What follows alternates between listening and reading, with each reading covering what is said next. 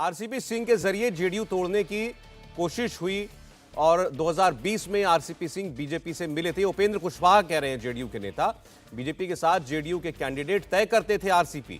BJP और RCP Singh की साजिश के सबूत हमारे पास हैं और जेडीयू को खत्म करने की साजिश चल रही थी। 2020 से जेडीयू के खिलाफ इसी साजिश में बीजेपी शामिल रही। जेडीयू कैंडिडेट को हराने के लिए चिराग पासवान की मदद ली गई। ये सारी बातें जेडीयू के नेता उपेंद्र कुशवाहा कह रहे हैं और एक बार फिर आरसीपी सिंह की बात की जा रही है। हमारे साथ हैं जेडीयू संसदीय बोर्ड के अध्यक्ष उपेंद्र कुशवाहा। सर, अभी तक तो आप लोग इशारों में बोल रहे थे, अब तो गठबंधन टूट गया। खुलकर बताइए, असली वजह क्या थी, क्यों छोड़ा साथ? देखिए, साथ छोड़ने का कारण तो बहुत पहले से चल रहा था, लेकिन पहले की बात अलग है।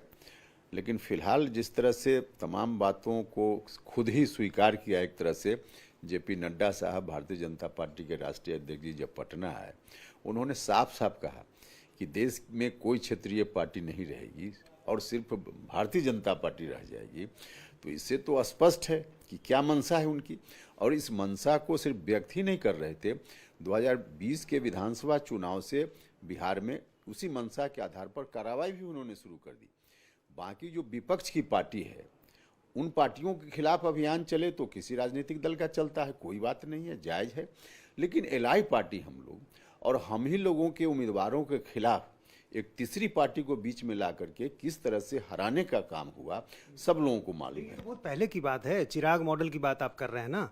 आखिर इतने दिन तक तो आप साथ रही नहीं, इतने दिन तक अब साथ रहे निश्चित रूप से, लेकिन हम लोगों को लगा कि ठीक है, कोई विशेष परिस्थिति में उस समय जो कुछ भी हुआ हो, या कुछ दिनों तक तो हम लोगों के मन में कन्फ्यूजन जैसा भी था, लेकिन धीरे धीरे सारी चीज़ों की जब जानकारी हो गई तो हमको लगा कि अब तो भारतीय जनता पार्टी ही उसके मूल में है।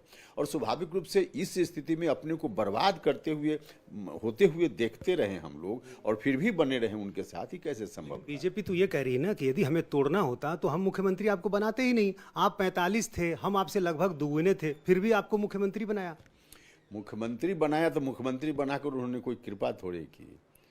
मुख्यमंत्री नहीं बनाते तो क्या करते? क्या वो मान लिया 77 या 75 उनके विधायक थे, तो करते क्या? बिहार में गठबंधन का स्वरूप बाकी पार्टियों को मिलाकर इधर से उधर बन सकता है, लेकिन भारतीय जनता पार्टी की दोस्ती हमसे हो सकती थी और किसके साथ हो सकती थी उनकी? आप उनको समर्थन देने के लिए तैयार नहीं थे। मुख्यमंत्री होते तो नीतीश कुमार ही होते। नीतीश जी ने तो कहा हम तैयार नहीं थे बनने के लिए, हमें कहा गया तो बने। बिल्कुल ठीक बात है, नीतीश कुमार जी तैयार नहीं थे। लेकिन देखिए, एनडीए बहुत पहले से एनडीए है, और जब से एनडीए है, जॉर्ज साहब के समय से, उस वक्त से तय है कि बिहार में एनडीए चलेगा तो नीतीश कुमार जी के लीडरशिप में चलेगा। या तो पुराना फॉर्मूला है, तो उसके आधार पर कोई दूसरा व्यक्ति होता, ये कैसे संभव था? ये नहीं संभव था। आरसीपी सिंह के बारे में क्या जानकारी मिली आप लोग को? क्या तोड़ रहे थे वाकई? क्या उनके लिए तोड़ना इतना आसान था? 45 विधायकों वाली पार्टी के लिए 2/3 विधायकों को तोड़ना क्या आरसीपी सिंह के लिए आसान था? वो कर ले रहे थे?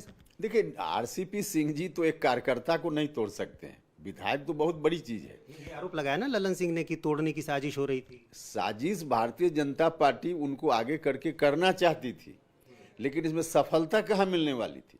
और सफलता मिलने की थोड़ी गुंजाइश होती तो अब बहुत पहले कर लिए होते ही लोग।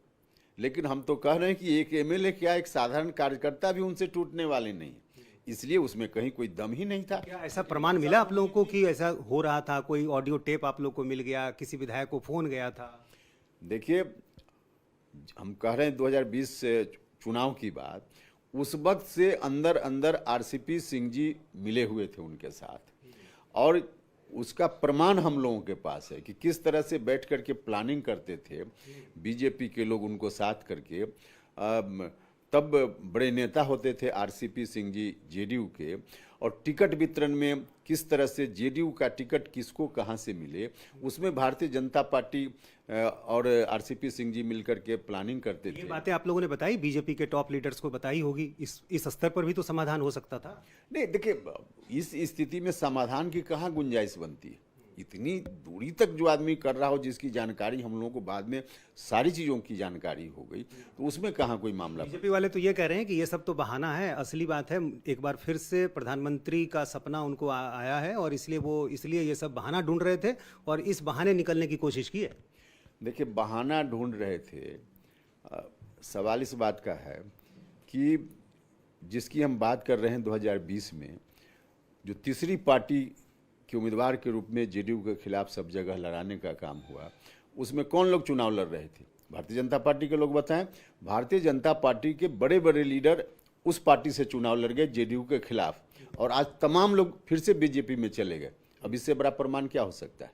इंडिया टीवी हर वक्त हर जगह डाउनलोड करने के लिए सर्च करें India TV news Google play store या ऐप स्टोर पर।